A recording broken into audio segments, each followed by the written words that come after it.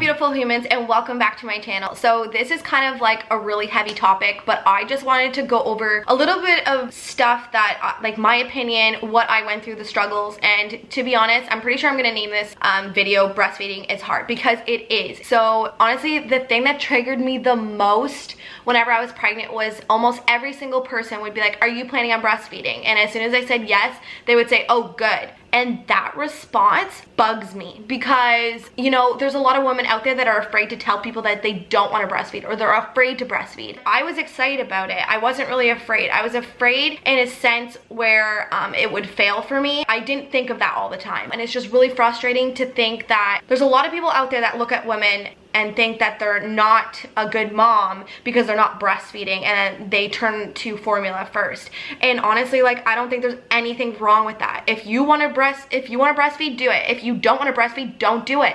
If you want to feed formula, do it. If you want to pump and feed your baby with a bottle with your breast milk, then do it. Like, do whatever you want that's gonna make you happy and make you comfortable. And I totally believe in that. And I hate it when people put other people down because they're not doing what they believe is best. And honestly, there's gonna be a lot of opinion for the rest of our lives about it, but I just wanted to voice mine on here and say, do what you want to do and do what you think is better for you and the baby and for your mental health, just whatever you're comfortable and relaxed doing, okay? So just yeah. But anyways, I wanted to go over a little bit of struggles that I went through breastfeeding. I am still breastfeeding. He's 3 months old. I am exclusively breastfeeding.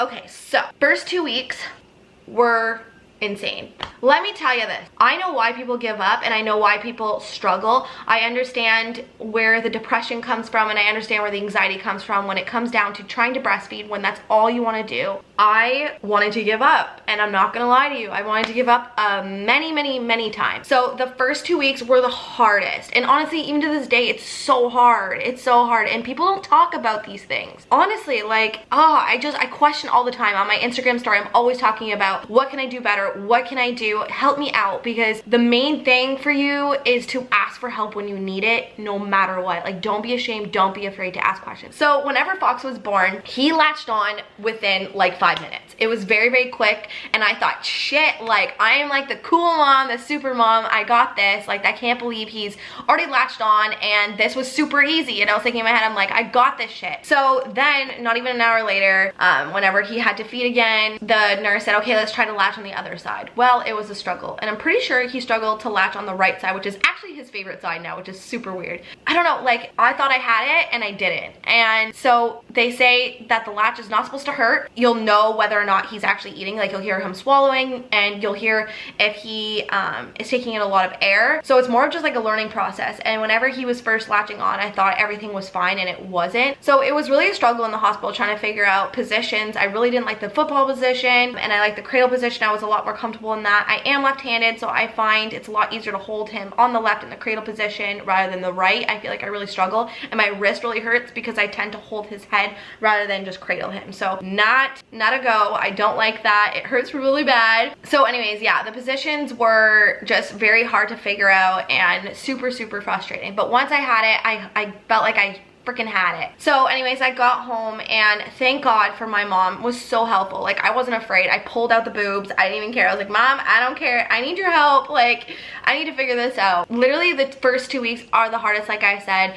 It's just trying to figure out the latch, trying to figure out the position. Is he actually eating? Is he gaining enough? Like, what's going on? Especially because I had a pukey baby, and he just pukes every single time he eats. And I was like, oh my God, like, this is not going well. It's gotta be something wrong with me. Like, I just questioned literally everything. And I think that's part of, you know, a lot of women going into postpartum depression, because you question whether or not you're doing the right thing, or you get super frustrated. You've had like no sleep, you're absolutely exhausted, baby's crying, you don't know if he's hungry, you don't know if he's just tired, you literally just don't know what's going on, and then your boobs leak.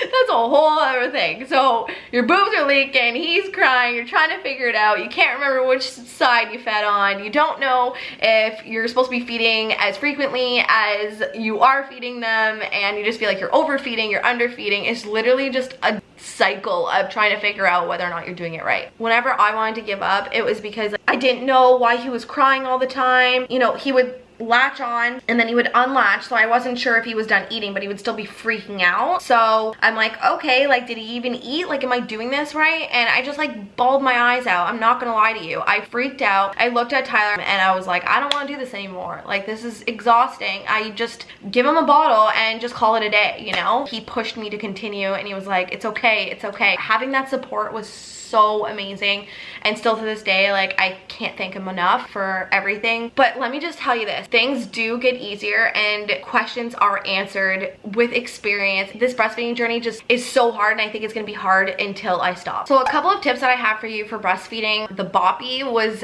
absolutely amazing. You shove that thing right here. I've talked about it in my previous videos before, and it's just so much more comfortable and so much more relaxing. Amazing, you guys. Another tip that I have is just to make sure that you're eating enough calories. That was the biggest thing. I didn't realize how many calories I needed, and I felt like my milk supply was going low, and that's like a huge thing that goes through our heads. Like, do we have enough milk? You just gotta make sure that you are eating enough calories. Protein is the main source. Water, holy shit. I was so thirsty for the first 2 weeks. Like, so thirsty that I felt like I didn't even drink that gallon of water that I just drank. No joke.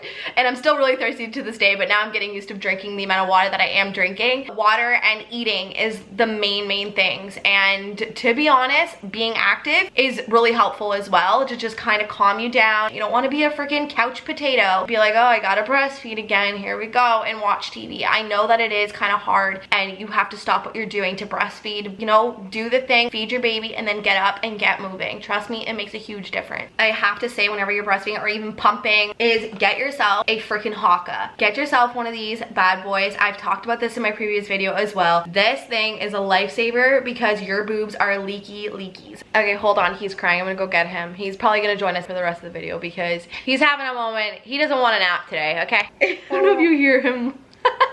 Making little sounds. Are you talking? Are you talking? What else do we have to say? What else do we have to say? Okay, so formula. So recently I posted on my Instagram story about my doctor recommending pablum between 3 to 4 months. I wasn't 100% set on that because of different stories that I've heard and read. What are you doing? And my mom always told me that she did it with us. You don't want that? I don't know. There's a lot of things that my parents used to do that they don't really do now. Oh, hold that thought. Why are you gonna do that? Oh. So yeah, so I posted on my Instagram asking people's opinion about pablum and about, you know, different solids that they recommend doing. So I heard the doctor told us that pablum would help with his reflux and maybe help him sleep at night. But then a lot of people recommended that I maybe do formula before bed because it'll help fill him up, because he just seems so hungry before bed and he still wakes up every 2 to 3 hours, which I think is still a thing whenever because like I said, he is 3 months. So I think it still is kind of a thing where he will get up quite often. But I just hear so many moms have their babies that sleep through the night. So it's just like, I need that. I need my sleep. So anyways, so they recommended to try formula before bed. We haven't actually tried that out yet, and I probably will post the results of what's gonna happen on my Instagram and give updates on that. So if you haven't followed me on there yet, definitely do so, because I talk a lot in my stories about my struggles and what's going on. Oh boy.